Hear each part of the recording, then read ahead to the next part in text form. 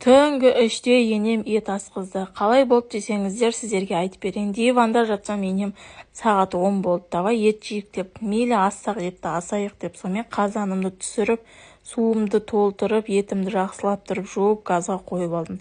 Ет қайнағанша бір шай ішіп алайық деп, енем екеуміз мына жерде өсекті соғып отырып, шайымыз ішіп отырсақ, етім де қайнапты. Көбігін сүзіп алып, астын жай басып қойдым. Сонымен картошкамды жақсылап тұрып ашып, мен негізі ет асқанда картошканы көп қосқанды қалаймын, себебі балалар картошканы жақсы жейді. Сонымен тұздығыма кірісейін деп, 2 пиязымды жақсылап тұрып ашып, турап, баяу отта газға қойып қойдым. Бірақ қамыр илемей жайма салатын болып шештім. Сонымен қамырымды пісіріп, түсіріп алып, енемді шақырсам, енем тұрмайды. Сонымен қайын сіңлім екеуміз ет жеп алдық.